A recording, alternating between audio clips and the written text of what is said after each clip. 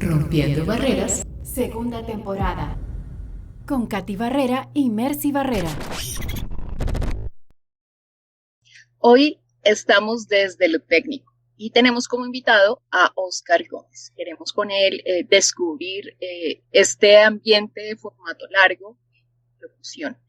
Y qué más que tener un invitado que ha tenido una trayectoria en documentales, en doblaje, animados, y además que recientemente obtuvo el premio como mejor comercial en los OVAs.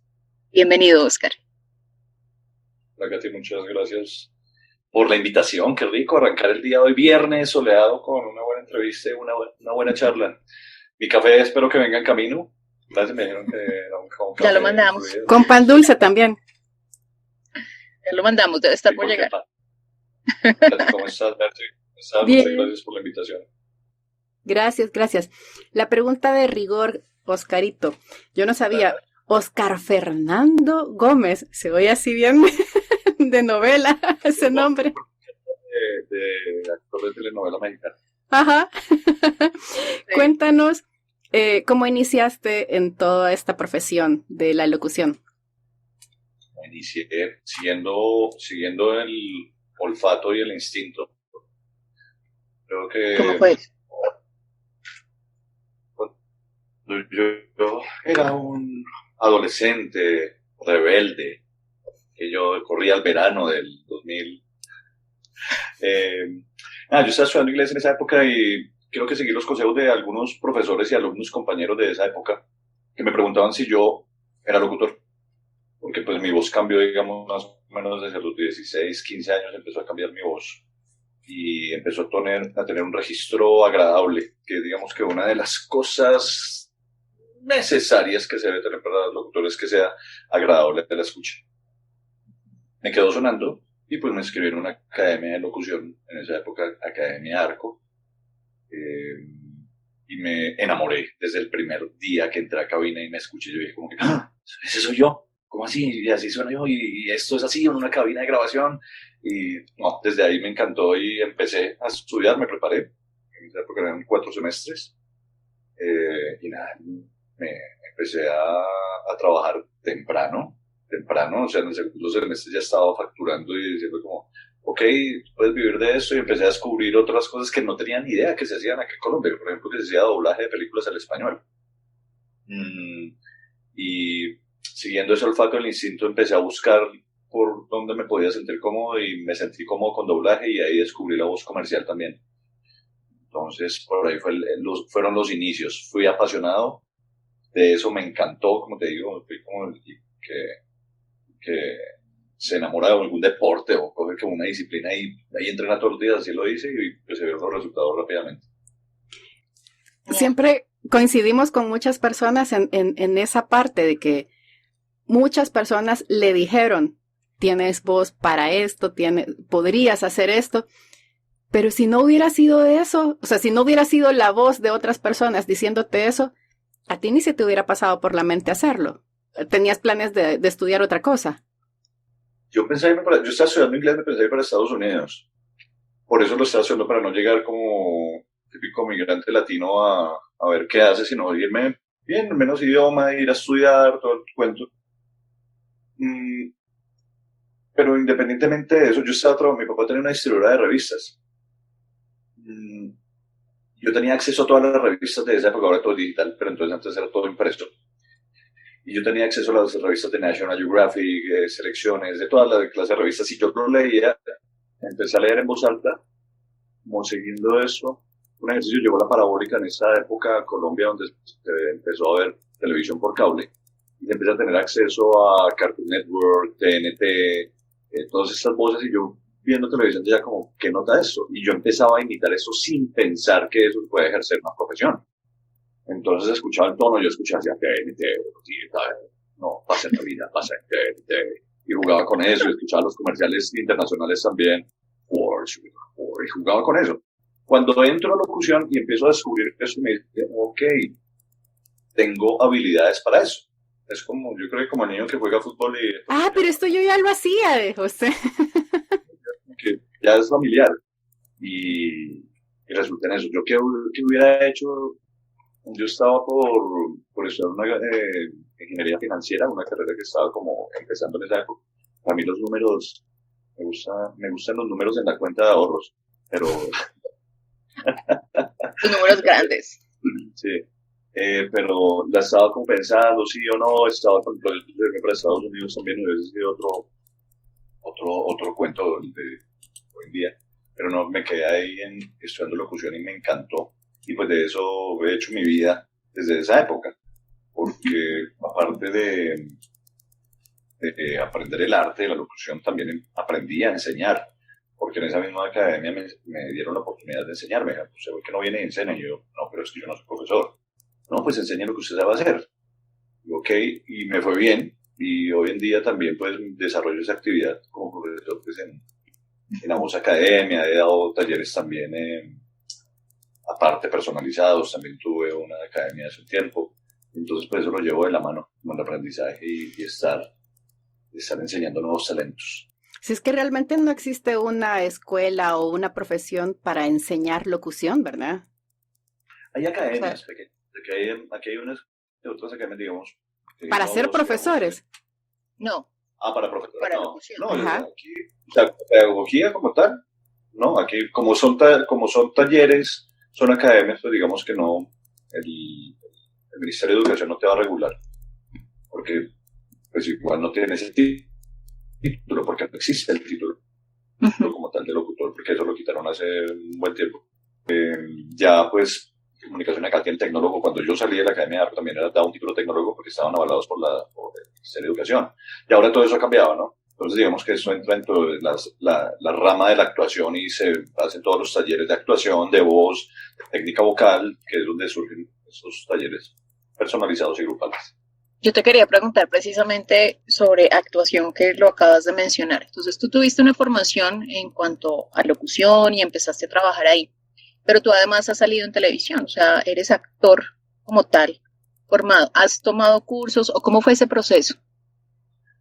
El proceso empieza desde la misma academia, donde teníamos una asignatura que era actuación.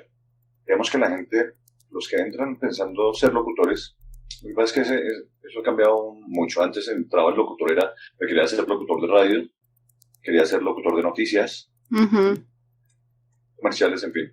Pero la actuación se empezaba a meter porque se necesita ser actor de voz para poder trabajar las emociones. Porque ya esa locución acartonada ya cambió un montón, y ahora es más natural. Antes la locución era solo voz, entonces de toda la gente que tenía esos grandes voces. Y si no tenías esa gran voz no podías hacerlo, Sí. o se te limitaba. Y ahora es más fresco, entonces ya pides más desde la parte actoral. Desde ahí el acercamiento desde la academia, donde me pareció interesante, digamos que la profundización no era tan grande. Y empecé a tomar talleres con algunos maestros de actuación. Me doy cuenta que tengo habilidades para eso, se me facilita. Y se me empiezan como a abrir puertas ahí de ir a televisión, hacer uno que otro capítulo. Al comienzo pues, debo confesar que no me gustó el ambiente de la televisión. ¿Por qué? Parece que los egos, muchos egos. ¿Crees que en la locución no hay tanto ego? Es En todo más, yo lado. creo que es más como está detrás del micrófono, la gente es más tranqui frente a eso. Cuando te venden imagen y tienes que estar vendiendo tu imagen, tienes que tener una postura. Todo se vuelve como un poco falso. La vanidad. Entonces, Ujú. sí, la vanidad, creo que la vanidad, pero la vanidad es buena, bien manejada, ¿no? Ujú. Cuando lo llevas por buen camino. Pero entonces no Ah, me gustó el asunto y yo me retiré, me sentía más cómodo en los micrófonos, me retiré un tiempo, después yo tenía una manager y me empezó como a buscar perfiles, me dijo, te interesa esto? Y empezaron a salir cosas más seguido y empecé a disfrutarlo también. Yo creo que pues no ujú. estaba preparado cuando empecé en eso, después ya estaba más preparado, me sentía más seguro, porque igual no es fácil, parece súper complicado. Una de las cosas más complicadas de actuación es qué hacer con tu cuerpo, cómo lo tú vuelves natural. Es lo mismo, digamos que, bueno, ahí voy al caso que me siento más cómodo en los micrófonos. Hay gente que se siente, un actor se va a hacer sesiones de locución o de doblaje y no la logran. Entonces hasta que empiezan a adquirir la técnica y la habilidad. Sí. Y de ahí Y entre entonces actuación, llega la pandemia y pues cortó todo porque todas las producciones se detuvieron, ¿no? Claro. Entonces, pues, pero el año antepasado venía fluyendo bien. Incluso hay un amigo, sí amigo, lo puedo decir amigo porque es un manager y un director de casting de varias agencias. Y él me empezó llamando con los primeros que estudié, me decía, esa voz que usted tiene no le va a servir para televisión, usted tiene mucha voz. Claro, yo venía de la Academia de Locución, donde todo era la voz y todo era la... Yo creía y quería tener la voz más grande, más gruesa, pero no. Alguien también le entendía a alguien eso, usted tiene una voz chévere, bonita, simplemente interprete. Entonces esto a televisión me decía que no le gustaba, pero él después me llamaba a ver a hacer personajes que tenía que ver un locutor. Y ahí me empieza a salir y empiezo a aprender todo el arte de hacer personajes, de hacer otras cosas. Qué chévere. Y entre lo que haces con la voz, que haces comercial, doblaje para personajes y learning, ¿cuál de todas esas etapas de trabajo con la voz tú dices, esta es mi gran pasión, o sea, este es mi número uno? El área en la que mejor te desempeñas. Ajá. Yo creo, digamos que mi carrera ha tenido la bendición de ser versátil, de esa versatilidad y poder trabajar en doblaje que te pide muchas cosas, cambiar un montón de acuerdo al personaje, lógico, eso te hacen un casting o el departamento de casting te ubica de acuerdo a las características. Doblaje te entrega unas herramientas maravillosas, es un descubrir, es llegar y no sé qué voy a hacer, a no ser que tengas una continuidad. Y si tienes la continuidad de seguir, a ver qué va a pasar en el capítulo y a ver si no me matan. Es como si no me matan, yo sigo teniendo trabajo por toda la temporada. Sí. ¿Cierto? Es como que... y es como una ruleta y me va a tocar hoy. Es apasionante el doblaje porque como que, ay, ¿cómo es esto? ¿Cómo lo voy a abordar? Y personajes como pueden ser películas muy flojas como... Entonces te exige. Es un mercado que se mueve a diario, que si tú estás vinculado con, digamos, con las empresas de doblaje que estén en tu región, es un trabajo que te mantiene a diario entrenando, a diario facturando, a diario obteniendo ingresos. Digamos que la parte de voz comercial tendrías que tener muchas cuentas para estar grabando todos los días. Bueno, la parte de comerciales se retomó. Comerciales es interesante por el asunto de dónde prestas tú la voz, prestas tu talento a grandes marcas y los ves y tienen un medio de difusión bonito. Las piezas comerciales, la publicidad tiene unas piezas muy bonitas, son muy bien diseñadas. Es como si armaran, como si hicieran música. La imagen, todo esto acompaña y salen piezas y ganan premios. Es una producción, es otro tipo de difusión, de ese tipo de trabajo que tú entregas en ese momento, del tiempo, es otro rollo. Y learning desde la casa, qué rico trabajar desde la casa, trabajar con tus equipos, digamos que económicamente es muy bueno también. En tiempo. Sí, también. El tiempo, tú más o menos en tabulación de locutores que en todas las regiones, tú cobras por cuartillas, por hojas, y es donde a veces llega mucho el conflicto del cliente cuando no entiende, ¿no? Porque las productoras pues ya lo saben, pero el cliente, pero pues, ¿por qué me va a cobrar eso por leer? No, es que yo no estoy cobrando por leer, sino por el uso que usted hace de mi voz, por lo que usted va a hacer con mi voz. Y pues yo le doy la interpretación que usted requiere y que necesita. Pero si tú me dices de verdad cuáles son las preferidas, yo me muevo en este campo. Yo que me muevo en locución, en doblaje y locuciones acá internas desde mi casa y hacer voz de animados, de pronto proyectos desde cero donde se toma la voz y ahí empiezan a animar, me encanta. Si dentro del campo de la locución, radio, hice alguna vez pasantías, no me gustó, no sentía esa pasión de quedarme sentado y poniendo la música y anunciando y una jornada de 6 horas, programa no pude con eso porque soy como de no estar en espacios encerrados y las rutinas, con eso no pude. Demasiadas de ceremonia lo intenté y no me gustó, no, como que, no. Aunque tiene la voz para hacerlo. Me sirvió al comienzo, era así, entonces toda la cosa, bienvenidos, buenos días, pero disfruto más el estar en una cabina de grabación, ¿sabes? ¿Cree que tiene que ver con la improvisación que uno tiene y la labia que uno pueda tener para hablar? Porque es otra cosa, a mí me pasa, o sea, si me dicen de locución y tengo que leer algo, lo hago perfecto, pero si ya tengo que improvisar y... o sea, en algún momento quedo en blanco y ya no sé qué hacer. Y es el reto de la improvisación, el reto de no equivocarse, y ahí si te equivocas, ahí ya no hay nada que hacer. Sí. Ya es algo, pero igual son de habilidades que se desarrollan, ¿no? Admiro mucho a la gente que lo hace, me parece que y es un nicho muy interesante. Y bueno, pues lo intenté y no, me quedé yo en esta ramita del doblaje, de locución comercial, las cosas internas, me encanta. Ahí, y la enseñanza. Pero si me dices que una prefería, no, las tres me encantan. ¿Cree que hay una de las diferencias entre esos tipos de locuciones que mencionó es que cuando son largos formatos pueden ser grabados desde casa o no hay una regla en eso de que tienen que ser en estudio o pueden ser desde su home studio? Pues digamos que de largo formato yo he narrado muchos documentales para History y para National Geographic y ahora actualmente estamos haciendo para Discovery.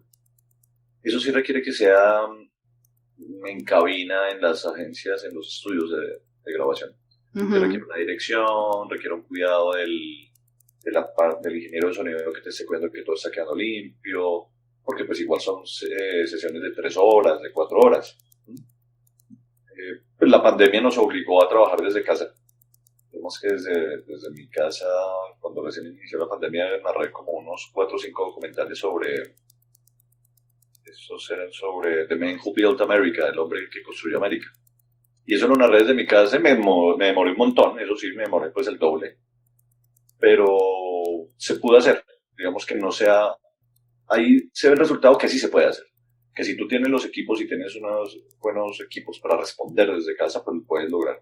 Lo único se vuelve más dispendioso porque tengo que asumir el rol de director y el rol de la parte técnica, de enviar por lo menos el audio limpio, entre mejor calidad de envío, menos arreglos me van a enviar.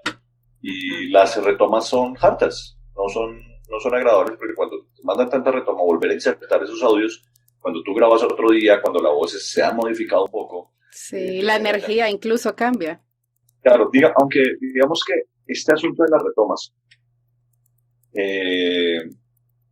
adquiere uno la habilidad después de escuchar y hacer la misma intención. Tú vienes y se hace este asunto de insertos. Tú no repites un gran trozo en formatos largos. Tú repites un pedacito donde puedas insertar de punto a punto una coma y aprendes a dejar la coma suspendida como la dejaste, retomar con el mismo volumen. El asunto es el audio como tal, digamos, la calidad, la voz puede quedar un poco más grave, puede quedar un poco más aguda. Ese es el asunto donde uno empieza a jugar como, porque me está sonando diferente. Quizás ese día estabas grabando diferente en la cabina, estabas ubicado diferente y eso te cambia totalmente. Para eso está la parte técnica que ellos saben con plugins y dicen como ecualicemos esto igual y ya, lo solucionan. Y hablando de formatos largos, pues tú que tienes también la capacidad de ser mentor y has tenido esa capacidad de escuchar bien las tonalidades de las voces, ¿tú crees que para grabar formato largo hay algún tipo de tonalidad característico, algo que podríamos decir, esta melodía podría funcionar para formato largo o no? No es que no tanto melodía, o sea, si lo hablas en tono melodías, lo que uno debe ser es muy descriptivo en formato largo porque puedes llegar a aburrir al oyente rápidamente. Uh-huh. Creo que más que una tonalidad o eso es tener un buen ritmo de lectura. Depende del formato largo. Si estamos hablando de doblaje como tal, el ritmo ya te lo está marcando el original. Ahí ya tú te tienes que ir con él, entras con él, terminas con él. Y pausas donde él las hace. Los formatos, digamos, e-learning, audiolibros, ya tú vas marcando el ritmo, pero tú debes estar consciente que no se vuelva aburrido y monótona la lectura. Okay. Entonces, para mí es algo y que le digo a los estudiantes es, piense que cada párrafo, cada idea es ven, te voy a contar algo, no te vayas. Y cuando termine, pero espérate, voy a contar otra cosa que no te vayas, que eso está más interesante. pero ven, no te me vas a dormir que yo te voy a contar algo más interesante y toca mantenerlos así al oyente despierto y eso lo logra uno en en la curva melódica. Yo lo puedo también en tono empezar algo un poco más susurrado acá y cuando termino eso vuelvo y le hablo un poco más alto diciendo como venga, hey, no se me vaya, no se me vaya que pasa en la normalidad. Si estamos hablando los dos algo largo, yo te digo, y mira tal cosa, y mira tal otra, porque presta atención a esta fecha y eso la gente está atenta. Hay que, como si se le estuviera explicando a un niño. Es como todo muy claro, como con imágenes. Mientras tú vas haciendo la lectura larga, tú lo vas apoyando en tu mente con imágenes porque ahí vas empezando a crear un cuadro.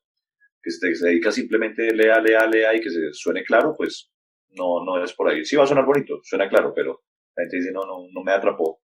Están pensando en otra cosa. Y si tú en el momento de la locución estás pensando es si me está sonando bien, a que si me están entendiendo, ahí es la diferencia del trabajo. O sea, si a mí me está quedando claro, el oyente le va a quedar claro. Si yo estoy leyendo y tengo duda y yo de qué estoy hablando no entiendo, es mejor retomar. Me espero un momento que no entiendo lo que estoy diciendo. No, y ahí es que yo creo que hay dos errores que podríamos mencionar que de pronto uno cae y es leer y no interpretar, ¿sí? Que suene, cuando te dicen suena leído, y lo que tú dices, o sea, no logro imaginar qué es lo que estoy leyendo o diciendo, interpretando, entonces por eso esa imagen mental, si yo no me la hago, el oyente no la va a captar. Claro, y también están las trampas, disculpa que te interrumpo, también están las trampitas dentro de nuestra profesión. Si tú te vas a leer un informe de finanzas de una empresa y tú, o vas a leer sobre hidrocarburos, no sé, hidrocarburos, no sé, una petrolera es como que, ok, la norma HSQ tal, no, pero ahí está la facultad donde tú tienes que, o sea, yo manejo el tema, lo sé, y pues ahí vienen también las trampitas que tenemos como cualquiera en su profesión, ¿no? Sacas tus herramientas y va a hacer que esto suene claro, si es corporativo, es clave entender cuál es el público objetivo, que eso te lo dan en el brief de una campaña, a veces, mira, esto va para tal, ¿dónde van a presentar eso? Esto va para la junta, ok, imagina las edades que pueden estar ahí, entonces, ¿cómo puedes hablarle? No puedes hablarle como si fueras jóvenes, o no, eso va para público, universidad de estudiantes, tienes que hablarle de otra forma. El lenguaje es diferente. Justo en eso, cuando a ti te dicen, vaya, necesitamos que narres este texto. Y puede ser cualquier cosa, puede ser documental, puede ser e-learning o lo que sea, un largo formato. Y posiblemente a nosotros no nos quede muy claro de cómo es el sonido característico de ese tipo de narración. Vamos y buscamos referencias de gente que ya ha hecho eso para tener una idea de cómo hacerlo. Pero aún así, hay como, o sea, yo veo documentales y no todos los documentales tienen la misma característica en el ritmo y todo de voz. ¿Cómo saber cuál es el que yo voy a usar para que quede mejor? Por eso te digo, digamos, documentales ya te marcan un estilo, digamos que, porque eso dentro del doblaje. ¿Mm? También te pongo un ejemplo. Yo hice unos documentales que se llaman Gigantes de la Industria para History Channel.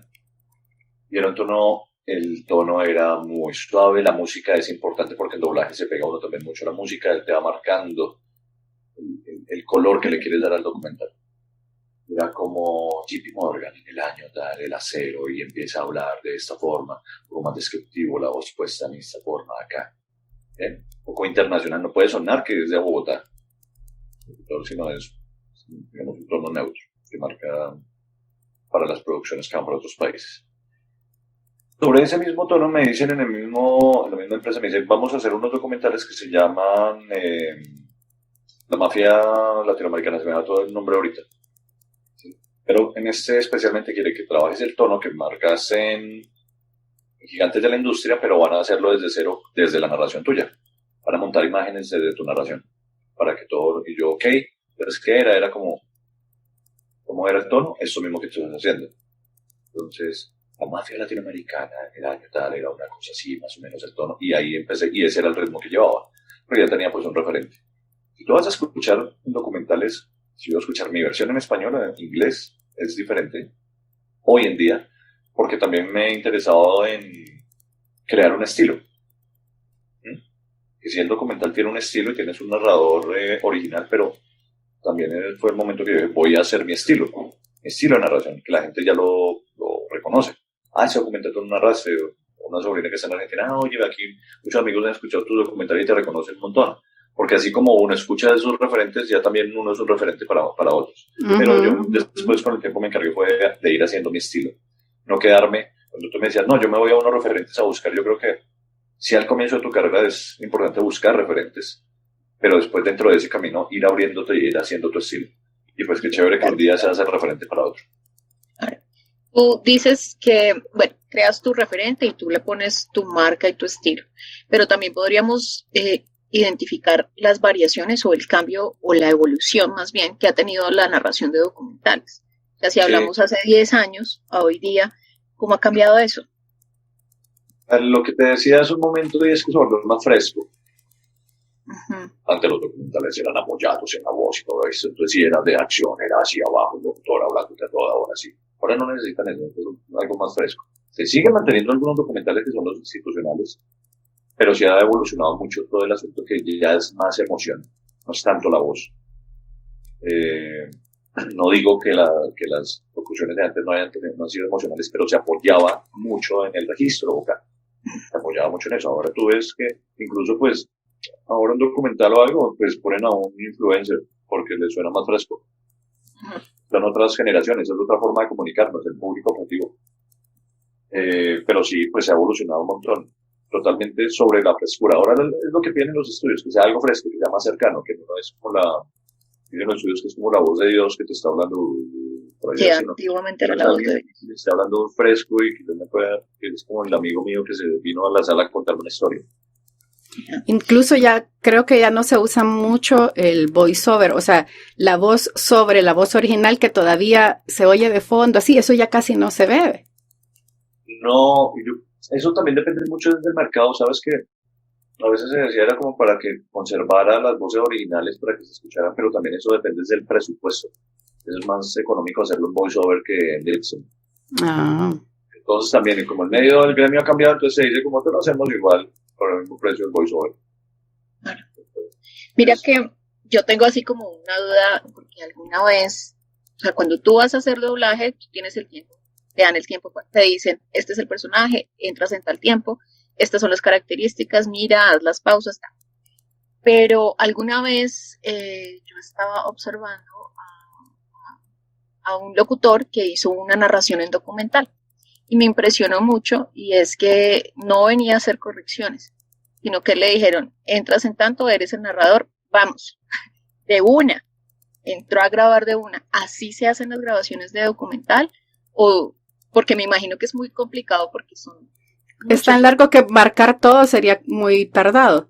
Claro, estarlo viendo, listo, marca, entra, no. Entonces, no, mira, ¿es así? La técnica de esto es, o la técnica que yo uso, bueno, vamos a lo que piden en documental. Si no te van a dejar marcar todo el documental, imagínate, o marcando segmentos. Cuando vas a sacar igual es una voz en off. Cuando está en in y tiene lip sync, sí hay que marcarlo, hay que verlo.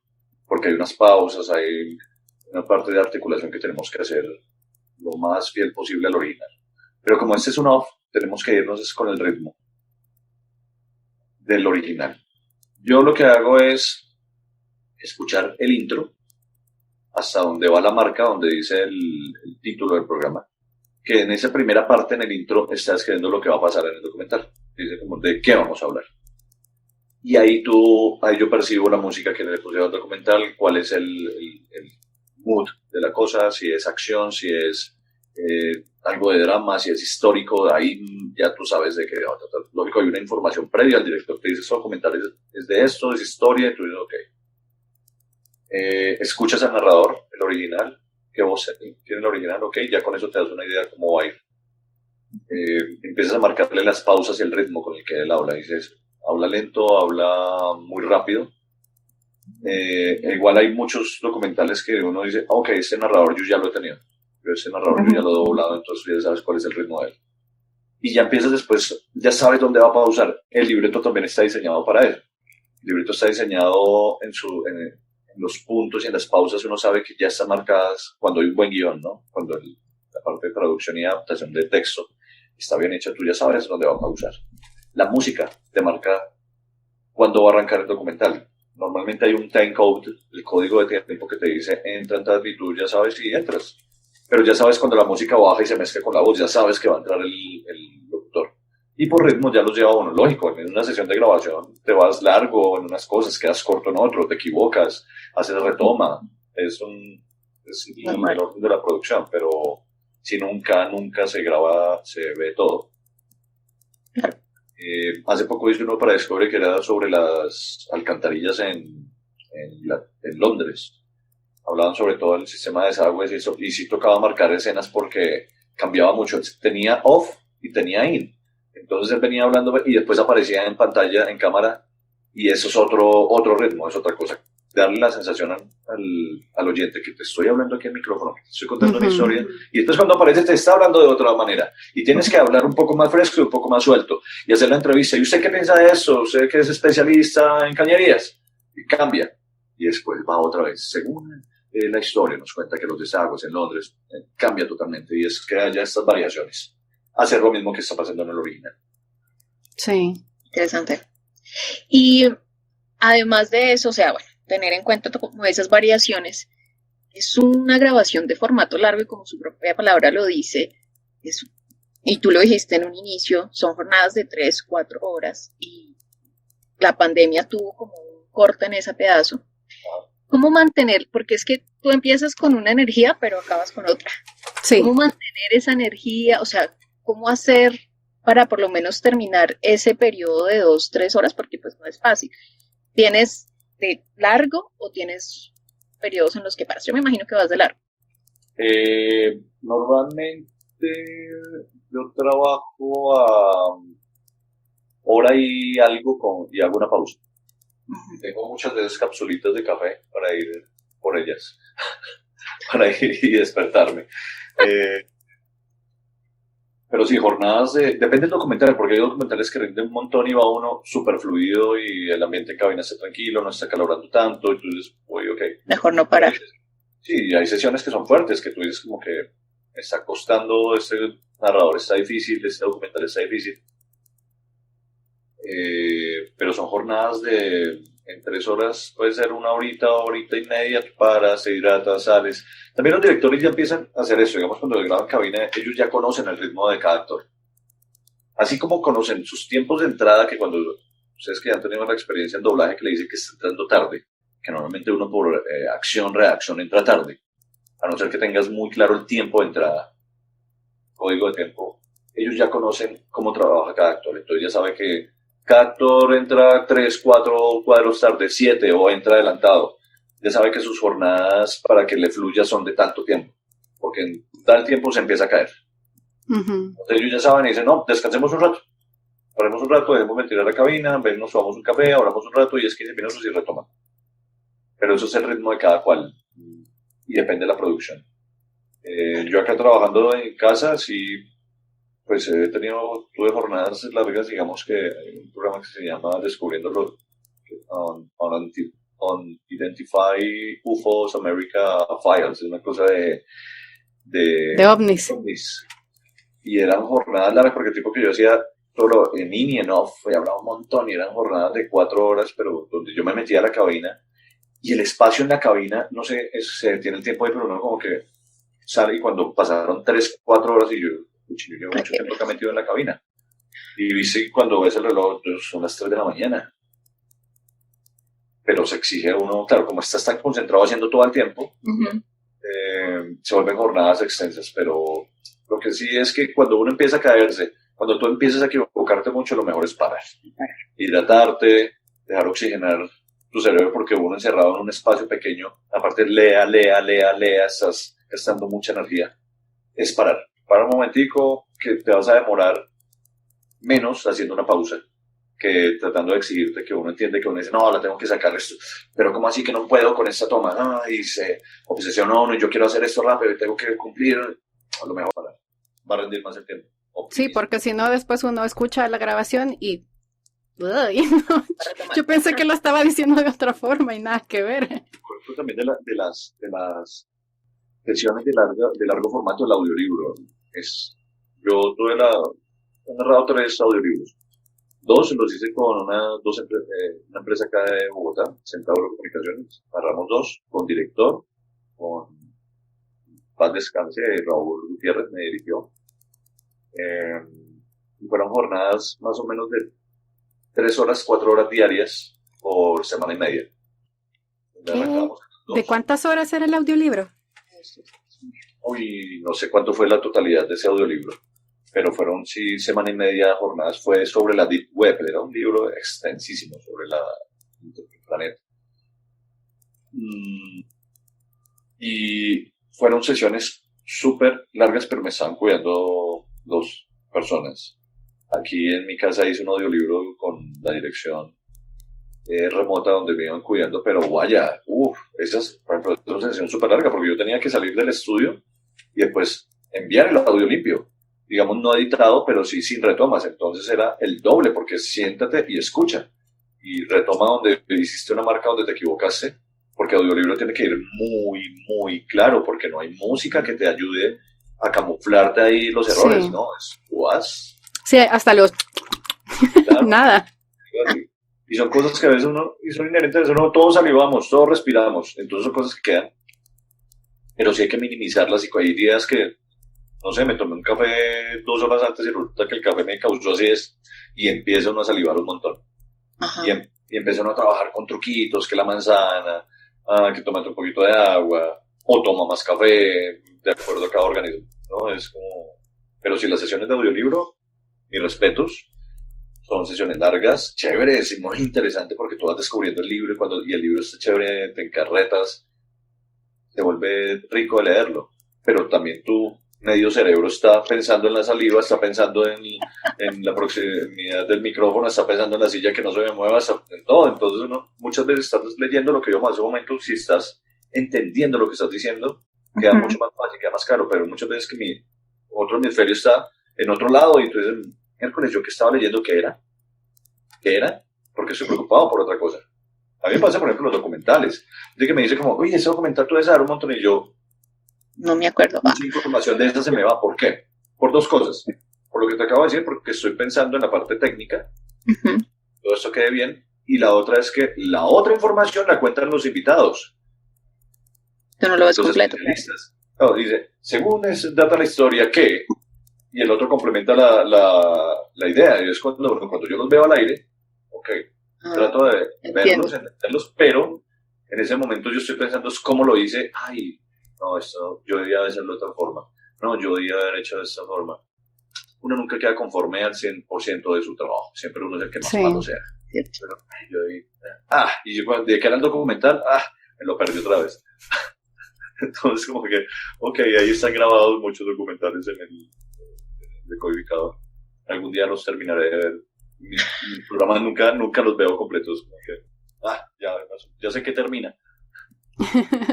¿Por dónde va? Y entre los presupuestos, ¿qué es más rentable? ¿Una grabación de largo formato o de corto formato? Las de corto formato. Sí. Sí, porque, claro, el corto formato, si tú vas a cobrar lo mismo que cobras en algo de 1 minuto, 2 minutos, no puedes pretender cobrar lo mismo en algo que va a durar unas 6 horas, porque pues no va a dar, el número no va a dar, dices, no te puedo pagar todo eso. Depende del tiempo que tú tengas. Si tú estás parqueado una semana, no estás haciendo nada, te haces a un contrato que es de larga duración, que te va a mantener ocupado toda la semana. Digamos que en la parte económica dices, ok, es largo, pero me representa una buena entrada económica donde en el mes puede ser un 30-40% de mis ingresos. Yo digo, ok, me siento una semana y no le voy a trabajar todo el día, voy a grabarle 3 horas. Se vuelve bueno, se vuelve interesante. Cuando tú estás lleno de trabajo y de cosas cortas, y dices, el largo formato me está quitando mucho tiempo y estoy empezando a perder, se está empezando a ir algunas ganancias, pues no se pierde, sino se deja de ganar, digamos. El corto formato sí, porque tú cobras por 1 o 2 hojas un monto tanto mínimo, una tarifa mínima. Yo lo trabajo así, es como de tanto a tanto, es una tarifa mínima, de ahí empezamos a trabajar. No, es que eso dura 30 minutos y eso te vale lo mismo que 2 minutos. Entonces, hasta ahí, ¿cuánto te valen 6 minutos? Pues no te va a cobrar lo mismo, pues te estoy cobrando fraccionado, sino te va a hacer un paquete. Ujú. ¿A partir de cuánto tiempo se denomina algo como largo formato? Yo creo que después de 5 minutos ya empieza a ser largo formato, 5 o 10 minutos ya son cosas de hora. Porque una multimedia normal es de 2 minutos, 3 minutos, que eso va apoyado en imágenes cortos, ya son videos internos. Los Ujú. corporativos. Ujú. Para mí, ¿no? No sé, digamos que si hay algo, unas reglas establecida en medios o en publicidad que digas que el largo formato va de tal lado, pero para mí ya después de 5 o 10 minutos, ya eso ya es multimedia. Ujú. Digamos, la mayoría, un video empresarial, algo interno no te va a durar más de 5 minutos, a no ser que sea una rendición de cuentas. No van a tener una persona en un congreso o en una reunión, van a tener una hora locos. Sí. Los e-learning quizás sí son más extensos, pero nosotros no lo sentimos en la locución porque eso está apoyado de imágenes, está apoyado de diagramas, está apoyado de ejercicios. Nosotros vamos como, haz clic aquí. ¿Entendiste eso? Ahora ve al paso 3. Que eso si tú lo vas a ver en una hoja es algo muy cortico, pero si ves ya el programa al final, eso es larguísimo. Una capacitación en internet puede durar una hora, pero nuestra locución es una cuartilla, 2 cuartillas. Ujú. Y dentro de los largos formatos, ¿cuál consideras que son los mejores pagados? Materiales. Porque si Sí. tú vas a contar, por ejemplo, sí, porque si tú vas a ver audiolibro es mucho terreno, o sea, es como que, wow. Y es un mercado que ha venido creciendo un montón, pero digamos que las tarifas frente a publicidad y frente a otros, es otro mercado, que hay que entenderlo como tal. Es mucho tiempo y muchas horas de trabajo por la cantidad de dinero. Tú dices, vaya, o sea, ¿cuántas hojas? Lea. Y aparte que tú no tienes pausa, vas tú solo. Mientras que en otras cosas, lo que te hablaba hace un momento, hablas, viene animación, documentales, viene testimonial, pero sí, todo lo que sea interno, empresarial y learning es lo mejor, lo que mejor se paga. Audiolibro, no. Y No mucho. documental, doblaje. Lo que pasa es que los documentales entran dentro del gremio del doblaje. Y doblaje así como México, como otros, Argentina, mismo España. También las tarifas están muy parecidas. Pero se paga como por loops, por eso, y tú pues en documental tampoco es que sean millonadas, tienes que hacer varios documentales pues para dar millones. Porque realmente pues es largo, pero tampoco es que sea tan bien. Sí. Ah, bueno, y si alguien está interesado de pronto en empezar a trabajar con largos formatos, que no tiene la experiencia, ya escuchamos que, bueno, hay que trabajar con referencias, pero crear tu estilo. ¿Qué otro tipo de consejos le puedes dar a las personas que están interesadas en este tipo de formato? Para lectura de largo formato se debe tener un entrenamiento fuerte en cuanto a articulación, la gente dice la vocalización, ¿cierto? Y es que tengas un buen entrenamiento de articulación, porque entre mejor entrenado estés, más te va a rendir. Es normal tener dificultades con algunos fonemas y algunas conexiones de palabras y de vocales. Es normal que yo pueda decir una palabra, pero cuando la conecto con otra me enredo. Pero la única forma de eso es hacer un entrenamiento a diario para entrenarnos para eso, para largos formatos, porque sí te exige un montón. Te hablaron ustedes hace un momento que uno se canse, que tantas horas, es cierto. La gente dice que tan chévere que se la gana usted solo habla. No, eso es un entrenamiento fuerte. Es como el cantante que está todos los días dándole, ensayando, y el día que le toca subirse en una tarima a hacerse un concierto. Si tú no has entrenado, te vas a quedar sin aire, te vas a quedar sin voz en la primera canción. Entonces, nosotros también tenemos que estar entrenados a leer mucho, porque la energía se va agotando. Ejercicios de lectura. El entrenamiento de nosotros es leer y aprender a escucharnos.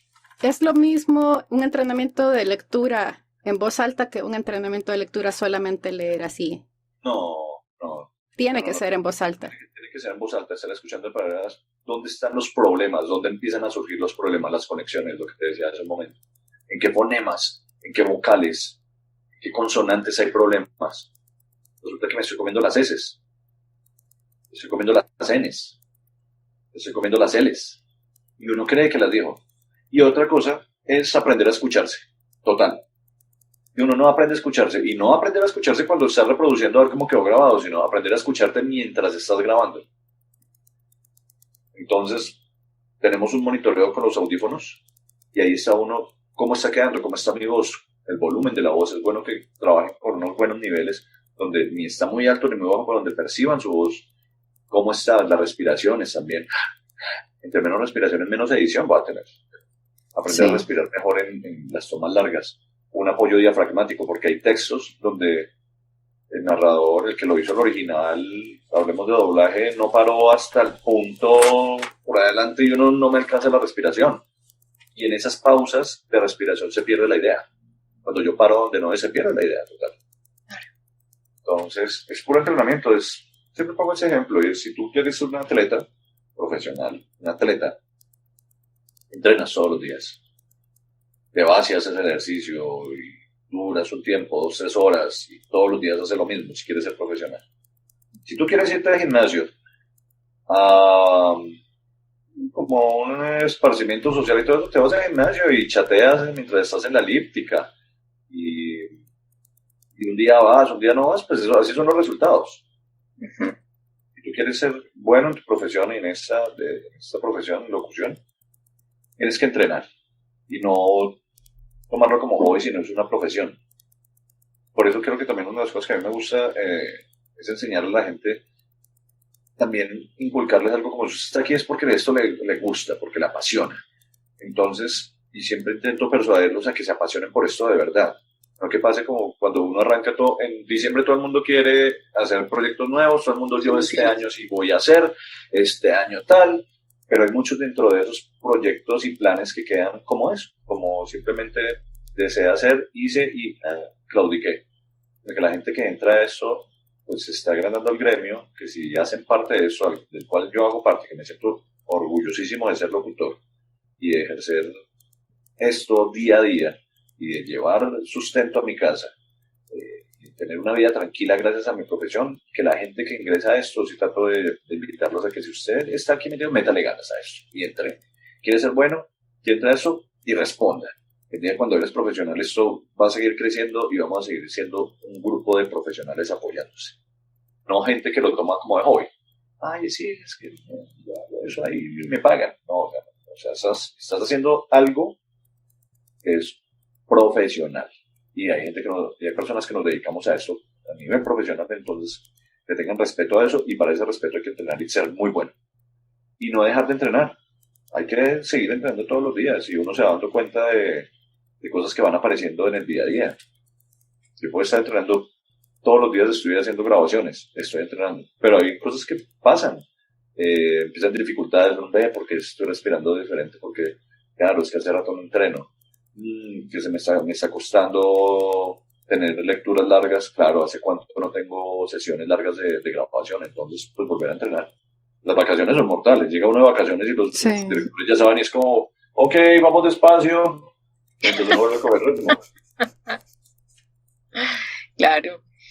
Y ya que la lectura es nuestra mano derecha en esta formación, ¿qué lectura puedes tú recomendarnos? De pronto, si tienes 3 libros en mente de algo que hable sobre voz, manejo de voz. Hay un libro de Emma Rodero que habla sobre la voz, es muy bueno. Pues, digamos que el acceso les he tenido de artículos de voz y artículos, a veces buscar artículos en internet sobre cuidado de la voz, entrenamiento, pero algo que decirle a los estudiantes: investiguen sobre su diafragma, investiguen cómo funciona su cuerpo. Hay mucha información que puedes encontrar en internet, simplemente cómo funciona tu aparato respiratorio y tu aparato fonador para entender cómo se produce la voz. Primero hay que entender la parte en tu cuerpo cómo se está accionando para que se produzca, para poder entenderlo. Porque no, de niño a uno le enseñan muy malos profesores, ¿no? Asunto de respiración, le dicen, no, ¿cómo respira? Y acá, y suba los brazos. Entonces, porque no es su especialidad, pero sí es entender cómo funciona, el porqué de las cosas. Tenemos a los que se quieren dedicar a eso a nivel profesional, porque hay gente que arranca, pero no tiene ningún conocimiento sobre eso. Que eso pues lo ha dado también la profesionalización de este oficio, y es darle más información al estudiante sobre cómo funciona, qué debes hacer, cuáles son los hábitos de higiene que debes tener, entrenamientos con trabalenguas, entrenamientos de lectura, por ejemplo. Ahora que me dices para lectura, escoger trabalenguas y leerlos sin pausa, cargar y decir, bueno, voy a cargar respiración para tanto tiempo, y que pueda yo llegar al final, no, así,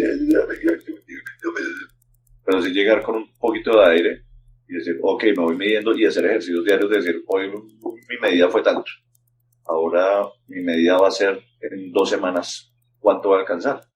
Vuelvo a lo mismo, ¿no? Si tú estás entrenando, pues vas a ver el resultado. Vas a saltar más largo, vas a alzar más peso. Sí, y ser constante, porque por lo mismo que decías, me puedo proponer hacer ejercicio durante toda la semana, pero si la próxima semana ya no los hago, vuelvo a caer a lo mismo. Digamos que en este momento a mí me permite el mismo trabajo estar entrenando.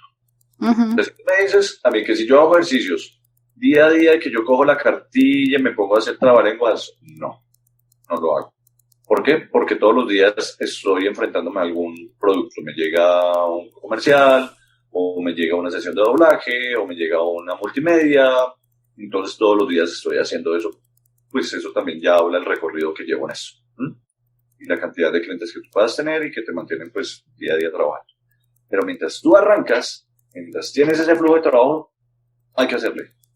Hay que entrenar, coger textos y leer mucho, y grabarte y escucharte, a ver cómo lo estás haciendo, y renovarte, y tratar de hacerlo de diferentes formas, con diferentes intenciones, para ver hasta dónde puedes llegar también en versatilidad, para el día que te pidan algo totalmente distinto.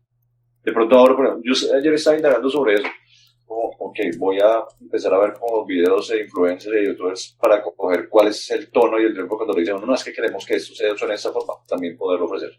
Sí.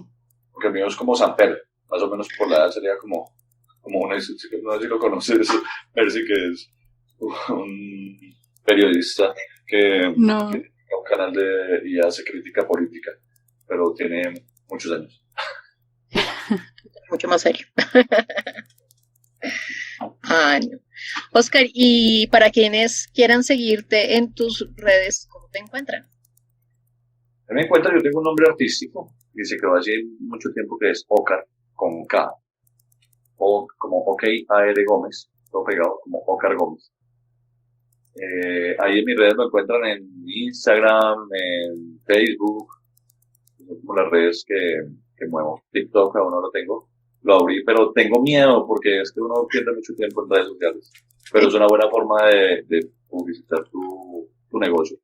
Ya no necesitas pagarle a las grandes productoras para publicitarte, sino utilizas las redes sociales y por ahí ven tu negocio. Entonces, pues, es una necesidad, es algo, como decían, es un mal necesario. Pues, pero prontamente en TikTok estaré montando. ¿Y por qué el nombre artístico de Ocar? Porque resulta que una vez cuando yo empecé a poner como mi nombre en redes, hay como, yo creo, como 3 locutores más Oscar Gómez. Y cuando yo firmaba mis libretos, digamos en doblaje, yo, para saber dónde está mi personaje, que ese era mi libreto, porque a veces había 2, 3 libretos, yo lo marcaba con una O, dentro de la O hacía como un palito que era como la K, bajaba una aquí, como una figurita que yo tenía y yo, Ocar, y desde ahí se me quedaban todas las redes así, y la gente también como, hola Ocar, hola Oquita, y me quedé Ocar. Yo, bueno, pero también es un asunto como de recordación, porque lo que te decía, hay varios Oscar Gómez. Sí, es una forma de diferenciarte. De diferenciarte. Por ejemplo, no tiene nombres tan internacionales como Mercy Barrera, eso, por ejemplo, es internacional, que nadie le conoce. O Katy también es un nombre, Sí. eso es único, no encuentras, ¿no? Oscar, pues, o si no me hubiera, pues, Oscar Fernando de la Prada, El mexicano. en México. De mexicano, a mí, digamos que últimamente ya he hecho varias cosas donde me pedían acento mexicano. Acento mexicano. Acento mexicano. Y por ahí incluso hay una cosa que está colgada en redes donde cosa para Telemundo y era mexicano. Y se me facilita. Y como que chévere. Claro, uno empieza a desarrollar el oído también un montón. Sí. Sí. Y haciendo, sí, varios personajes me han salido mexicano.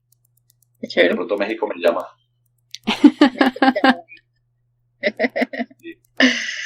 Bueno, Oscar, queremos agradecerte pues haber aceptado nuestra invitación, que nos hubieras contado un poquito de ti y aprender algo de largos formatos contigo. Muchas Un gracias. poquito les conté todos mis secretos. Ya nos va a pasar la factura, Katy. Prepárate. Vamos a ser públicos.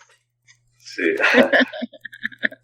Sí, muchas gracias a ustedes por la invitación, que pues que uno de una u otra forma esto le pueda ayudar a personas que están iniciando en este arte. Pues hablaba hace un momento sobre los referentes, y si uno puede ser un referente para alguien, chévere, para que encuentre su estilo más adelante. Correcto. Gracias por tu tiempo. Sabemos que pasas muy, muy, muy ocupado y darnos este espacio lo agradecemos un montón. Estoy así como mensajes como la cotización.